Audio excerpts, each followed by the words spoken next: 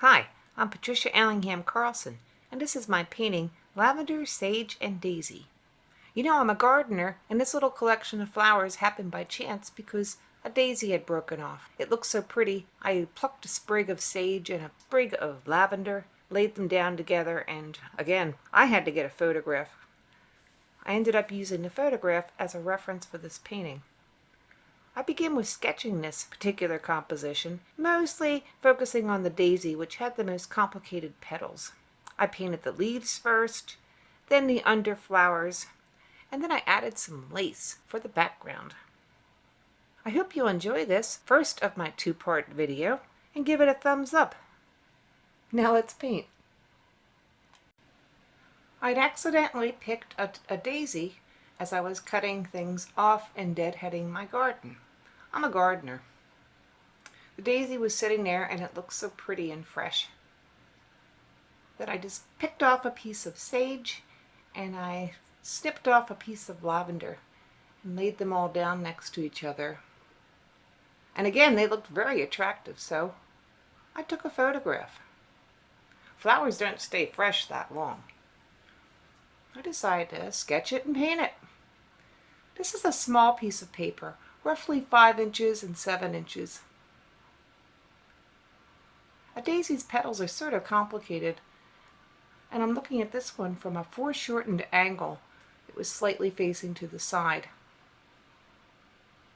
So I decided to sketch first and try to get the petals and their folds and what overlapped what, see how it all went together.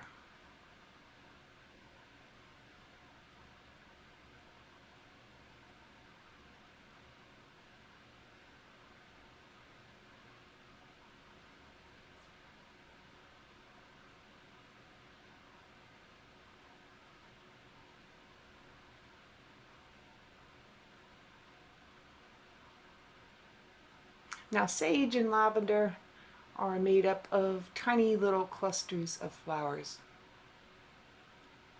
So I made a more approximate shape for where they would go.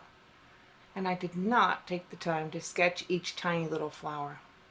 I figured the brush would do that.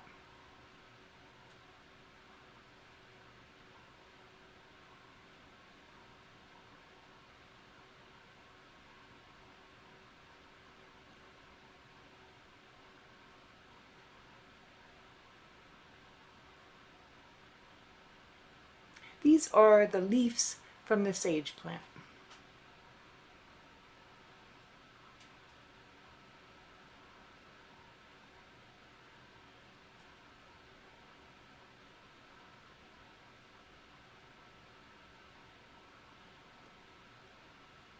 I started by painting water into the leaf shapes.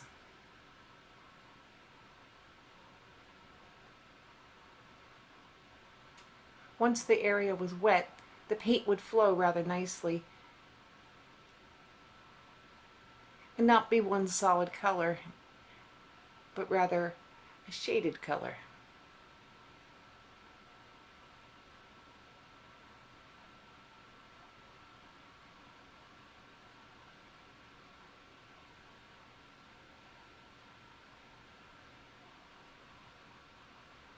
There's tiny little edging that sticks out on the edges of the leaves, so I'm painting them in with the brush.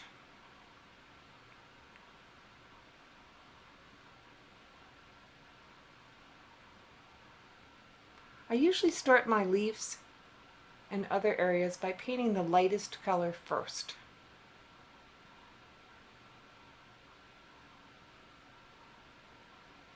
And if you're painting wet on wet, the colors sort of flow into each other in a natural way.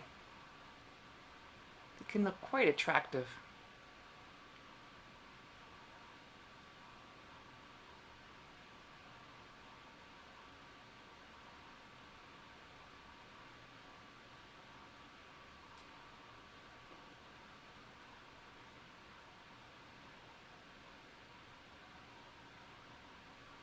There was also some unusual shadowing on the leaves.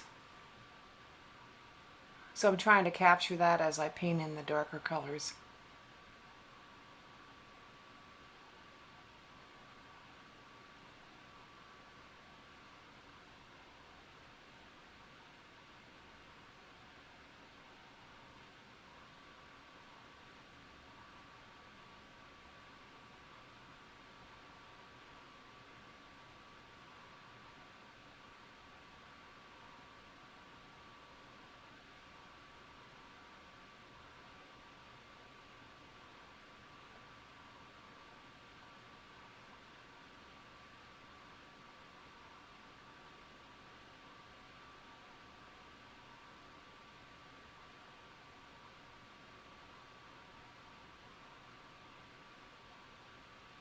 and then a little blending.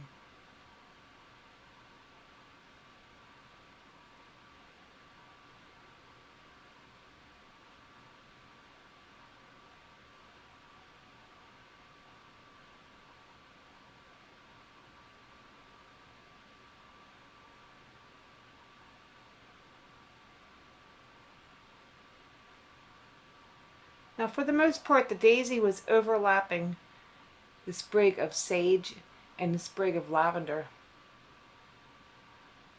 So I'm painting them first. Looking closely at the sage, it was a reddish purple at the very top, and a much deeper purple, and in some cases a purple blue, as it went further down the flower cluster.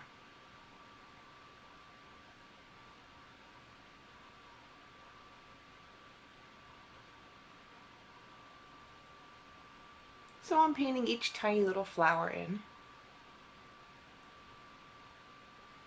And I'm trying to approximate the random nature of the arrangement on the stem. Nothing is really regular with these kind of flowers. So I'm trying to keep them irregular. I'm mixing together mauve, some permanent rose, and some purple colors, along with some ultramarine blue.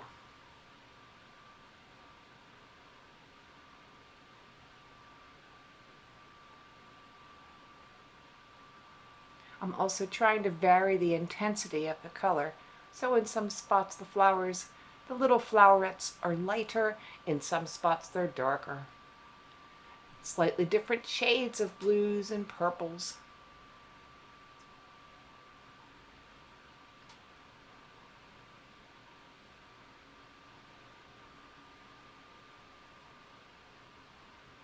And mingling around the petal of the daisy as it goes down toward the base.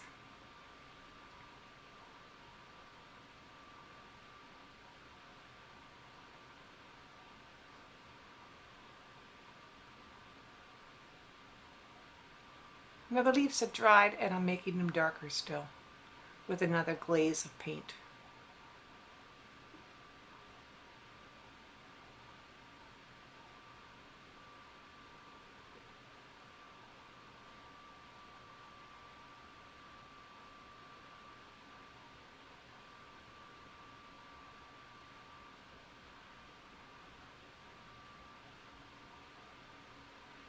Next I started the lavender. The lavender flower was lighter in color and tone and more blue than the sage flower, although it did have actual lavenders in it as well. The individual flowerets are also a little larger on this particular plant.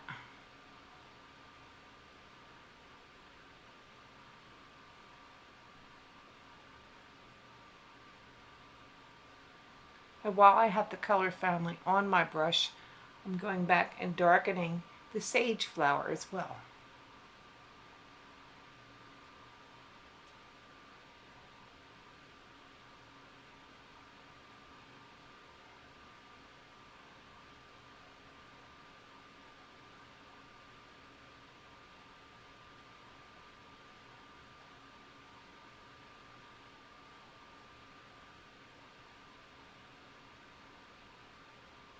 Random placement of the individual flowerets seems to be a key factor in making them look natural. And each little piece of lavender flower was attached to a part of the plant that was green with the little flower coming out of the top. These little green parts were rounded. So I'm painting them so that they're lighter in the center and darker around the edges. I'll fill in later and try to retain that form of roundness.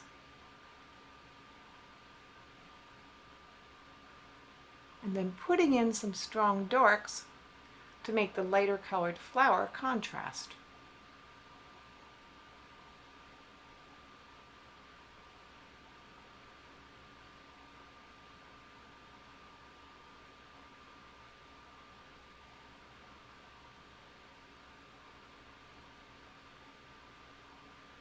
And there I am filling in the centers of these circular green shapes around each flower base.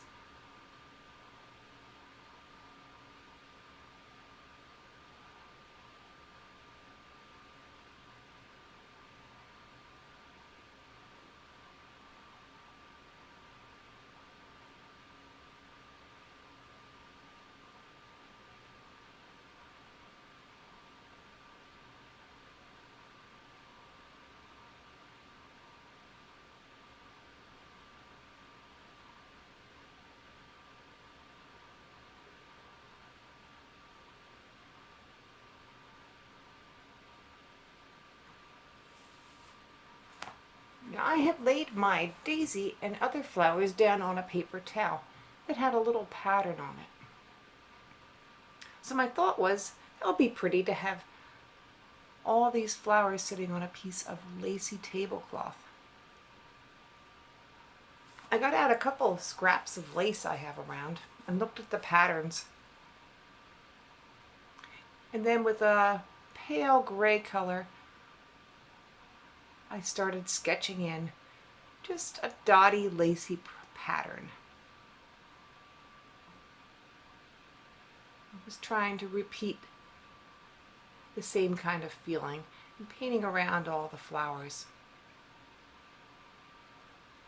I wasn't sure how it would even look, but as I worked with it, it seemed like it would work for this painting to me, as long as I didn't make it too dark, because I didn't want it to take away from the flowers.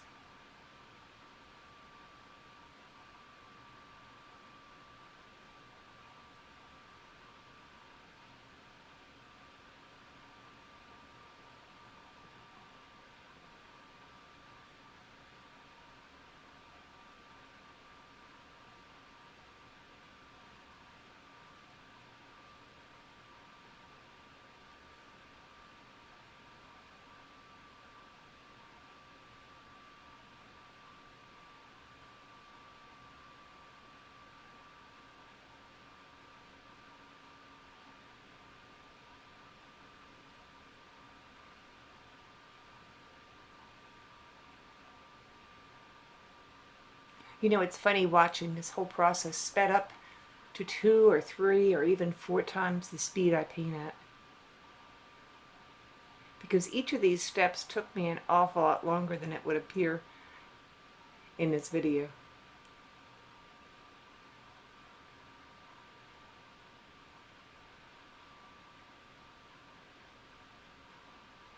But if you're a painter and an artist, I'm sure you know that.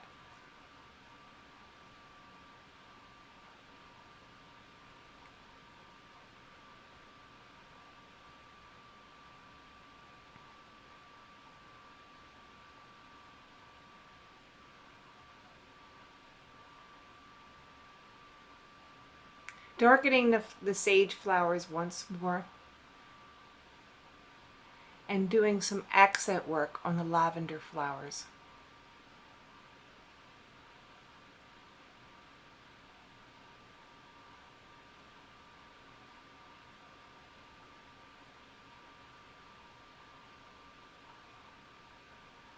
And now the daisy. I looked carefully at how the daisy petals were constructed. It appeared that each one had 2 or 3 lines going through it. So I wet the petals one by one and then lightly painted a line going through it, which then faded nicely and blended nicely.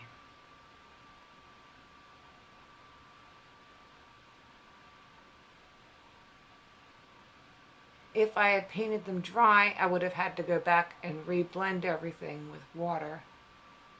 So I decided to try the wet approach to each petal that way. When I got too much paint on, I simply removed it with a drier brush and took it off with a paper towel. So I would skip every other petal, do them in between, let them dry, and then come back and do the other ones. I got to the point where I was wetting several at once and then coming in with my little stripy vein work on each petal that was wet.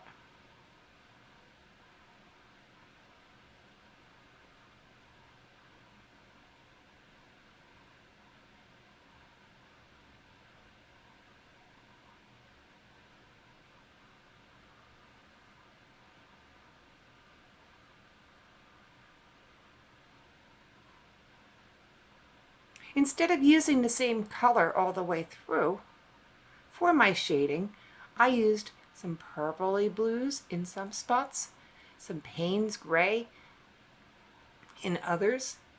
I used some ultramarine blue, and I even used a little bit of turquoise blue for the shadows. Because when I looked at the daisy, the shadows were different colors. They weren't all the same.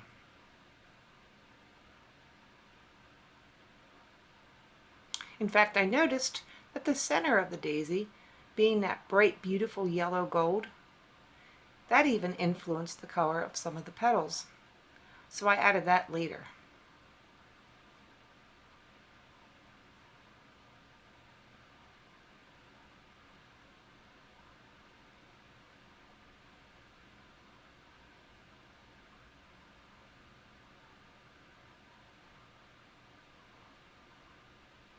So again, I'm wetting each petal and then I'm painting the stripes into it and letting them softly blend out.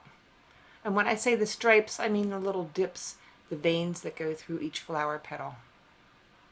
I figured that would help to show the construction of the daisy and make it look a little bit more realistic.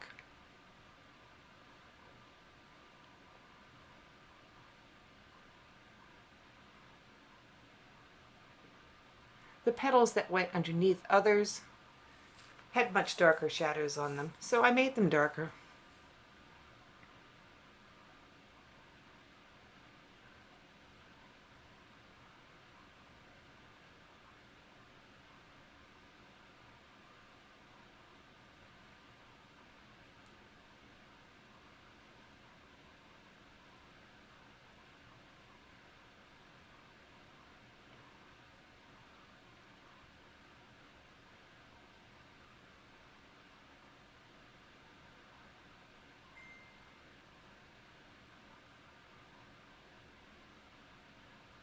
I hope you enjoyed seeing how I painted this floral. I really enjoyed creating it since I love flowers. Please subscribe below and ring the bell to get future video notices. You'll also see links in the description where you can check out the products that I use. You can find my Facebook art page there and my blog as well. I'd also really like your comments. I'll see you next video.